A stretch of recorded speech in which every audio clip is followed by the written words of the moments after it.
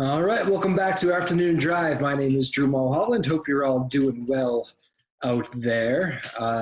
Another week here of hunkering down, another show from my kitchen. I have the Central Park Friends mug today. Friends, the great American TV show. Central Perk, as you see there. Very good show. I was always more of a Seinfeld guy, but Friends is great too.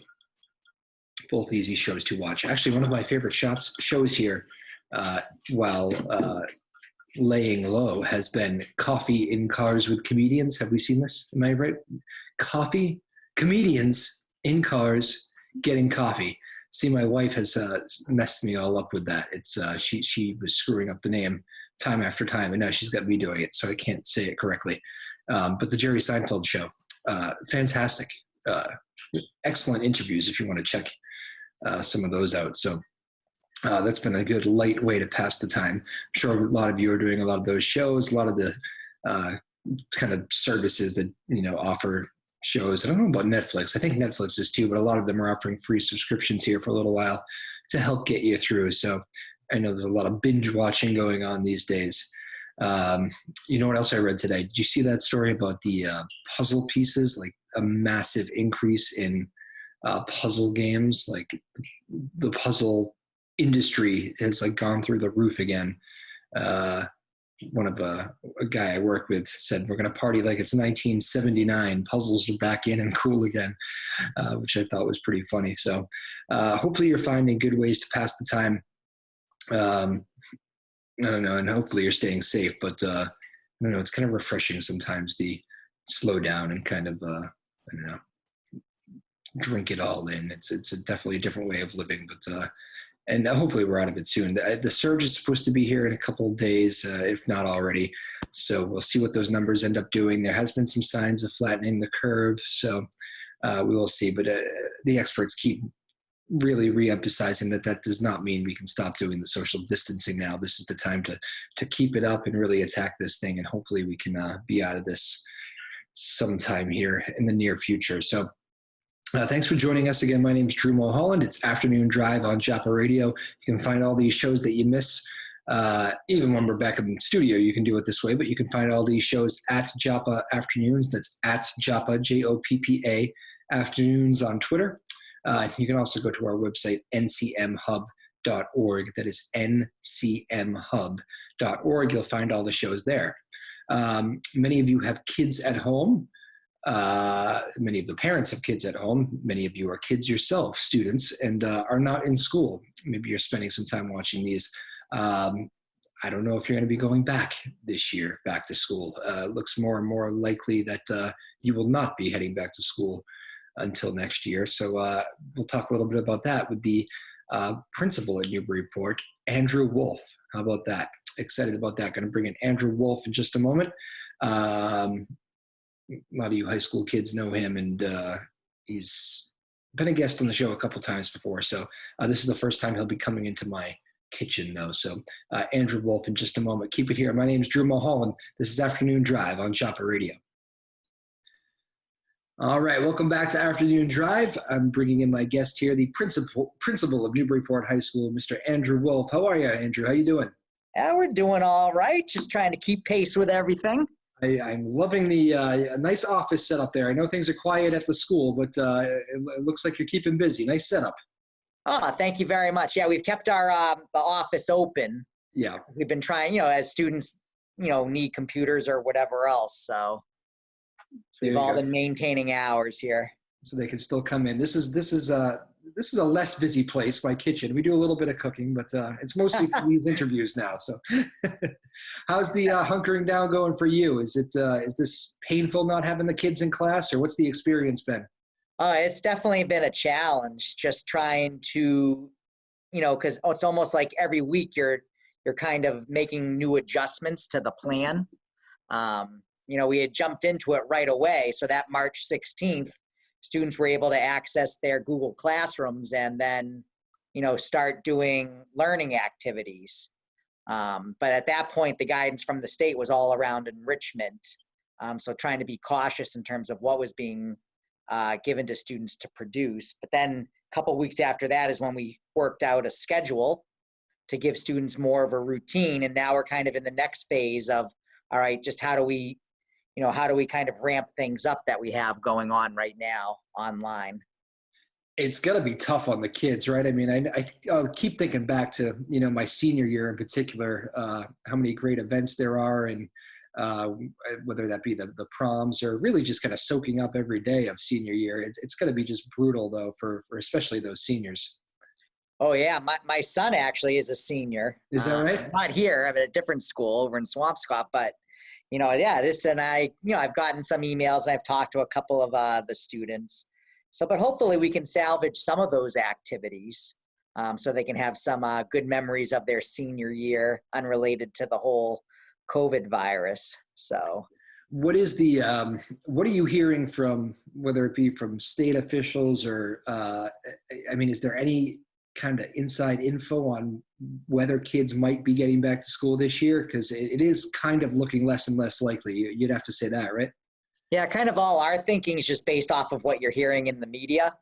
So our assumption is that we probably will not be coming back, but there has been no formal declaration from the state. I think my associate principal was telling me Maine just yesterday closed their schools for the rest of the year. So I think it's getting closer and closer to Massachusetts.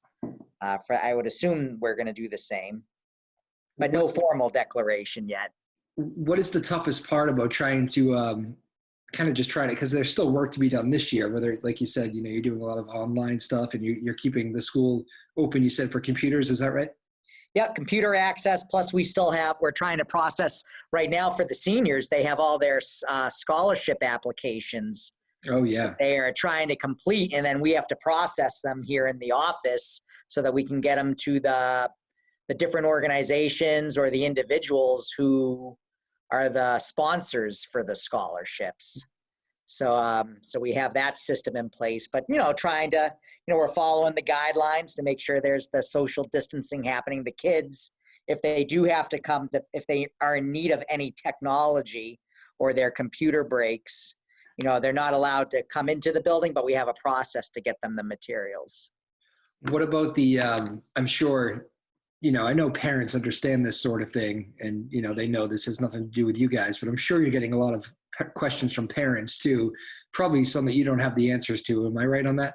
Oh, pretty much. Yeah, that is definitely for sure.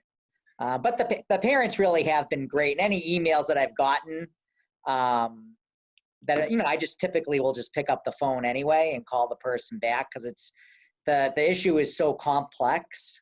So it's just so much easier to go back and forth with people over the phone. And everybody's been very understanding because, each week we're making adjustments on how we're doing our online learning. But then we realize there's other big decisions we have to make. How are we going to issue credits for the classes that students are taking now? Realizing that what they're doing at home and the work teachers are providing and the consult teachers are providing is so much different than what they would be getting in the classroom. So what is a fair way to issue credit for students? Yeah. What is the effectiveness of, the online teaching? I mean, I can pretty much do an interview here with you, but it is a little bit different than being in person. There's just some things that you miss out on. I imagine the teachers feel the same way, that they can still instruct a bit, but there's a lot of things that you miss just by not being there in that classroom. Oh, totally. Our initial plan was really making use of the Google Classroom. And then over the past 2 weeks, we asked teachers to try to make better use of the Google Hangouts and the Zoom. And so we've had some teachers who have really figured out effective ways to make that work. And so now we're asking all of our teachers to at least schedule FaceTime with all of their classes during the week based off of the schedule we had set up about 2 weeks ago. I feel like you almost laughed at me when I texted you. I could almost hear the laughter through the text when I asked you if you were familiar with this technology for an interview. You kind of gave me the, yes, I'm familiar. I got to admit, I had been on some of these Zoom meetings before everything, but usually it was somebody else setting them up. So now this whole thing has forced it. So, it's funny because I know some school systems have already moved to a blended learning model, which is a 1-to-1, which is something that Mr. Gallagher and myself, this year we ran a pilot for a 1-to-1 program with a few of our teachers. So really it would have made things so much easier if every kid had a device and we were already using some of these tools that exist. Because there's a lot of great online learning platforms that allow for discussion boards and stuff like that. So yeah, it's funny. so now we're doing everything on the fly. So part of the work teachers have had to do is teach students how to use some of these things. And that's been a little bit of a lift. Yeah, and I know the high school kid can pretty much, I remember doing some stuff in college where you could get quick tutorials over the computer, and so the high school kids will probably a little bit more adapt to doing that. As you get younger, I think it maybe becomes a little bit very tougher. much so. Yeah, very much so. And then I think you probably bring the parents into the equation a little bit more, right? Where the teacher delivers a message and then maybe the parents have to sit down and reinforce it in person. Does that happen a lot these days too? Oh, I mean, just talking to some friends of mine who have young kids, and I think that's definitely the challenge for the elementary age is that, for a kid who's 7 or 8 years old to navigate all those things on the computer, you need to have the parent there, which is tough because parents also have their jobs that they're trying to do at home. So it's that is definitely a challenge. Where at least at the high school level, a student can be a lot more independent and quicker to pick up the different parts of the computer or whatever the learning platform is. Understood. Again, we're joined here by Newburyport High School Principal Andrew Wulf, who kids obviously not in school and may be out for the rest of the year. We will see. Nothing official yet. Put me inside those meetings that you're having with the actual teachers, because none of you have been through this either. The kids think this is unique, but at the administrative level, it's a whole new ball game too. You must all be kind of learning on the fly as well. Oh, pretty much. Very much so. But that's also been a part that's been also very difficult to navigate, just realizing that a majority of our staff also have young families or kids that also might be in middle school or whatever. So their lives have also, just like everybody else, have been kind of flipped around. So trying to be sensitive to the fact that if I were to run a schedule that was 7 hours a day, there's just no way. Because they're trying to navigate what their kids need to do, plus doing the online learning for their students as well. So we first had to kind of navigate that piece.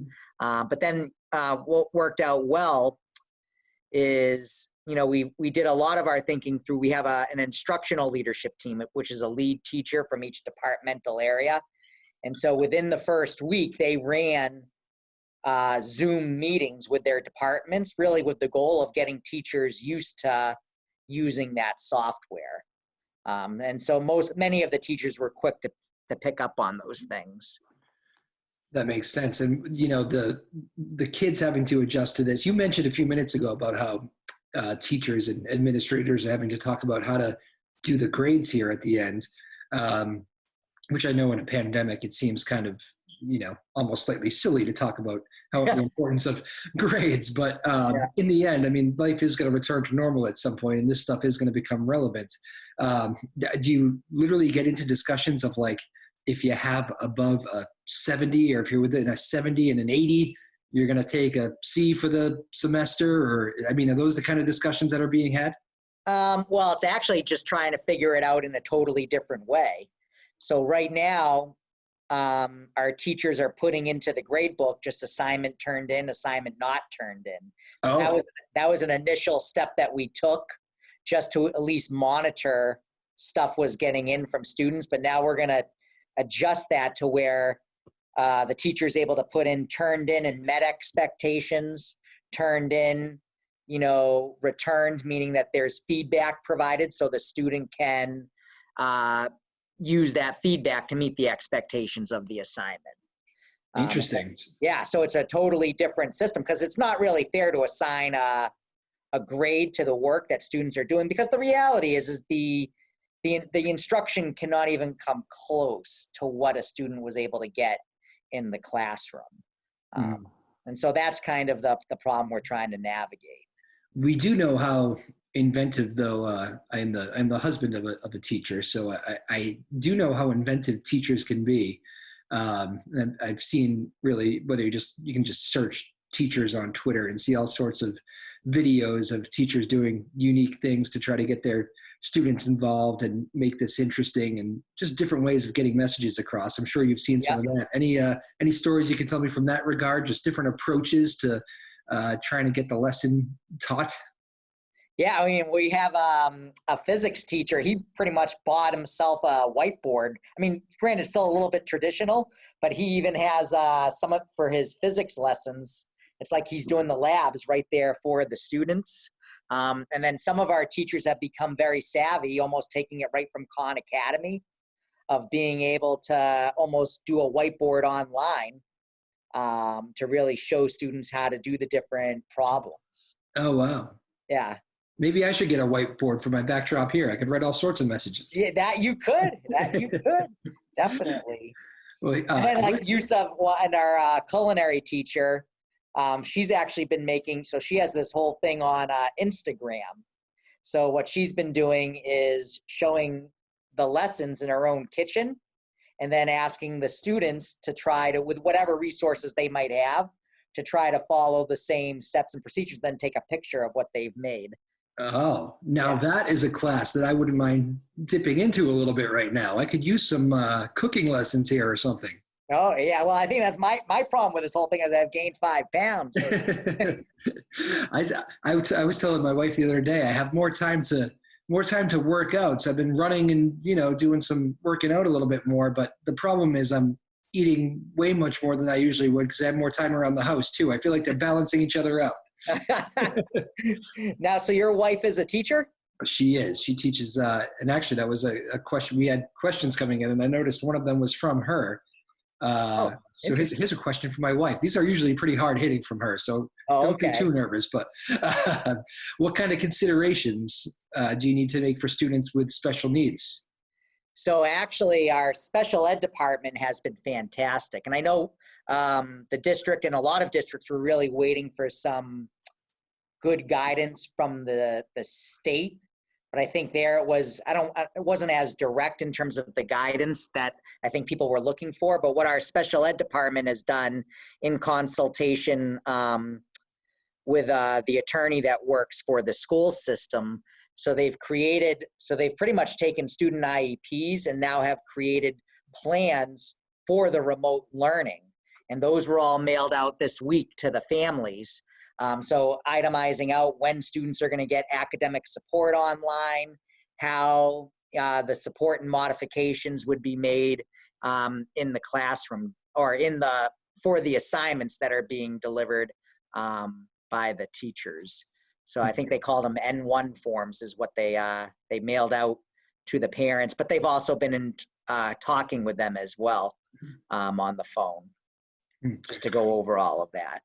Understood. I wonder what about the average high school student, do you think? And maybe this is something I'm sure you'll have to talk about this for years in classes to come. I mean, this is going to come up this is going to be part of the history books now, this time period. But does the average high school student completely comprehend this whole idea of why the social distancing matters? And I say this because adults around, I mean, I still see adults on the street not social distancing, not exactly doing everything they should. And I did see I live in Danvers. I saw a group of high schoolers, probably a dozen, crossing the street the other day. There were selfies involved. They definitely all weren't relatives, not social distancing. I'm wondering what the feeling is. Is there enough of a taking it seriously from the high school student these days? Yeah, I don't know. I mean, I know we've gotten some emails about how the schools can help in messaging to the students about, being smart and respecting the social distancing. So I definitely think early on, there was definitely a lot of congregation amongst the students just out in the community. And we've still gotten just emails about how we can better support that through the messaging. And I know Sean Gallagher has done that, as well as the mayor in her post from the city hall also. But, the students that I've had contact with, they seem to all definitely get it. I think a majority of the students definitely do understand. They've all been as they've needed to come in to pass in their scholarships, they're all respecting the protocols that are in place, and it's worked out pretty well. Yeah, I had a lot of, as you know, I have a lot of your students on my show during the course of the year, and whether that be athletes or whatever. And I was thinking a lot about those high school athletes at the end of the winter.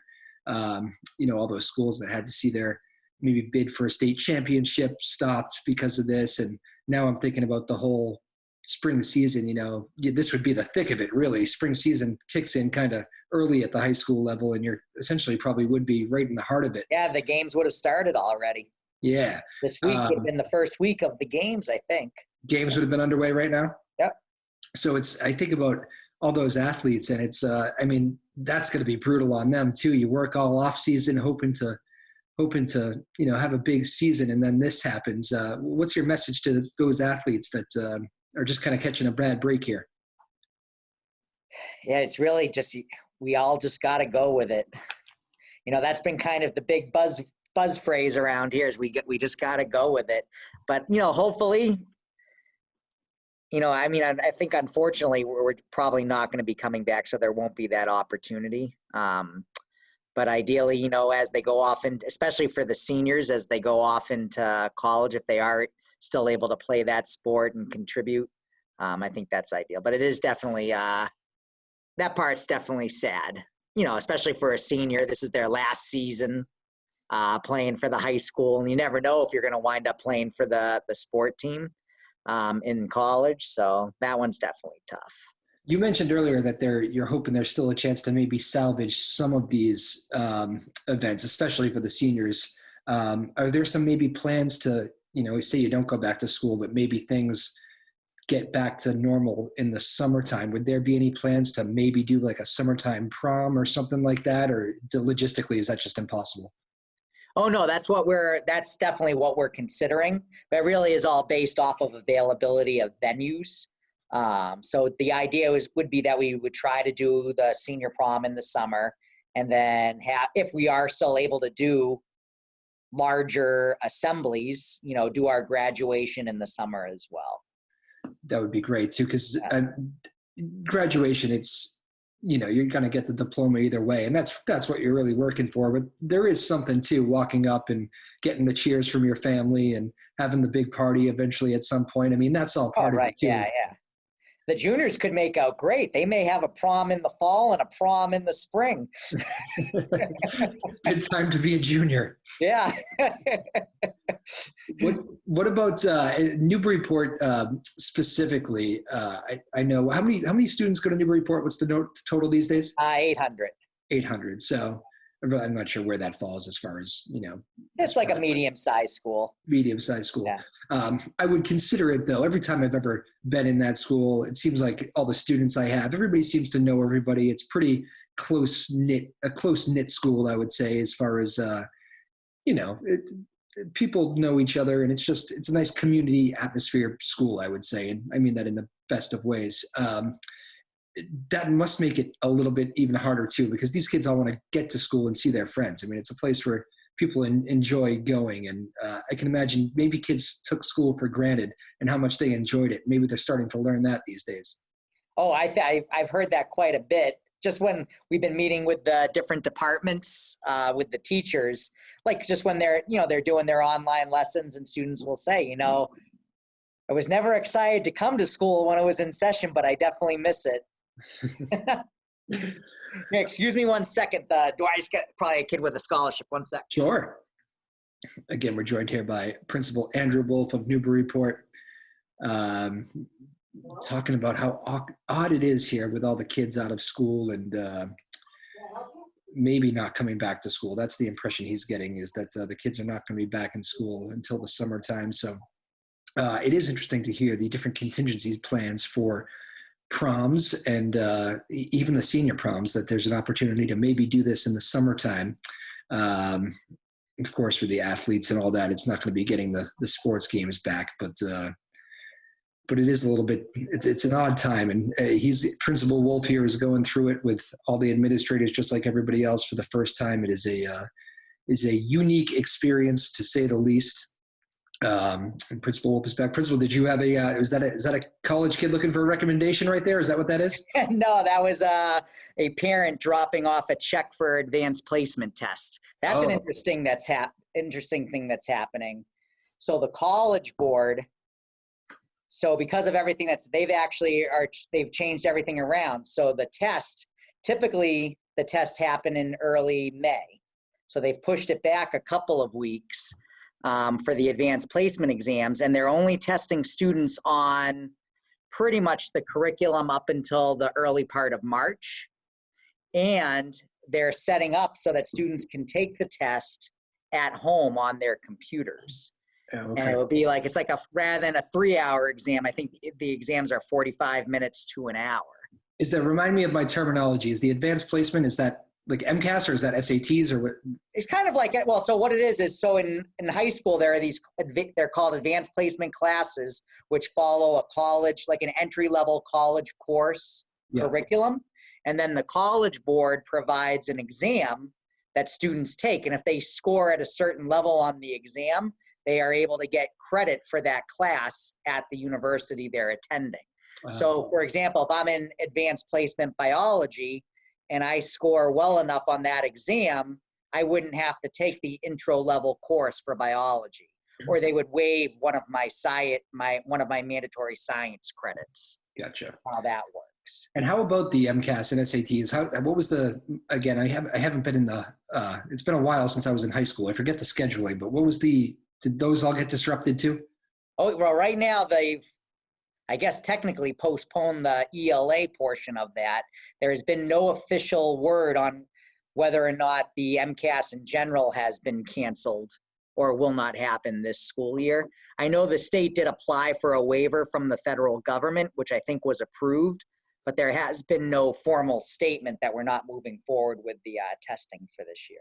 Understood. Crazy times. What do you tell the recommendations? I don't know how often a principal actually does them. That might be a unique spot for you, but seniors and I think even juniors start reaching out to teachers about recommendations for college. That must be a little bit. Is it a good time to ask for a recommendation, teachers? Yeah, probably. I think any time is. I think especially for a junior year is the time you want to start reaching out to your teachers anyhow. Yeah. So it really would be no different. Actually, I got an email today from a student who's just heavily involved in a lot of activities asking if I could write her a recommendation. So. Oh, there you go. Yeah. You do it. This is only year 2 for you at Newburyport? Yes. This is, needless to say, an eventful year too. Yeah, yes, it has been. I would agree. It's, I feel like I've jinxed this place or something. I'm not sure. Pandemics never happened before you got here. Yes. Yeah. Hopefully year 3 can be smoother. Let's leave it with this, Principal Wulf. What would be your message to a lot of the students that it must be kind of odd for them not seeing you here every day? What's your message to the students at home right now as they get through this? Hey, that we're, here at the school, we are still thinking of all of you, and we are Clippers till the end. So we're going to get through this, and we're going to come back ready to go next school year. And for the seniors, we will figure something out. We want to make sure that prom happens, and we want to figure something out for that graduation. There you go. Sounds like you got a good plan in place and a good staff to do it with. Yeah, great staff. Great staff, great students. Awesome. All right. Well, Principal Andrew Wulf, thank you so much for taking the time today. Thanks for letting us into your office. Looks great. Oh, thanks. All right. Good luck getting through this, and we'll see you on the other side. All right. Take care. All right. Principal Andrew Wulf of Newburyport. Good conversation right there on what a unique situation to be a high school principal through a pandemic like this. I know he's got a lot on his plate. Seems like some good leadership there, though. He gets rave reviews from most of the people I talk to that have kids in the school or work with the school or any of that stuff. And Andrew Wulf's doing a good job there. Think about that, just year 2 on the job in a new place, and he's dealing with this. So not an easy spot to be in, but Principal Wulf doing a good job guiding Newburyport and guiding the Clippers community through this. So good to catch up with him. Hats off to all the high school principals across the state and all the superintendents and really all the teachers and staff that are keeping things moving through this difficult time with kids not in school. Hopefully they can get back by the end of the year, but it looks more and more likely that that won't be the case. So I love hearing about all those contingency plans, and it's all about planning now. Plan A, B, C, D, and E. You got to have a plan for everything. So it's a fast-moving world right now, even through this pandemic when things have slowed down. Thank you again to Principal Wulf for joining us. That was a pleasure. And that's it. Another show from my kitchen. My name's Drew Moholland. This has been Afternoon Drive on Joppa Radio. Stay safe, everybody. We'll see you soon. All right? Bye-bye.